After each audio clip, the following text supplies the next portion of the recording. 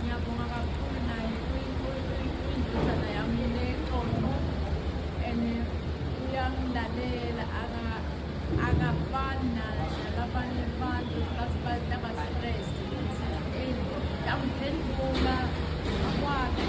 akangiphenduli vele alalele kusho athi noma angakwenzi akwenze ngesinye isikhathi kanjani ngiyathi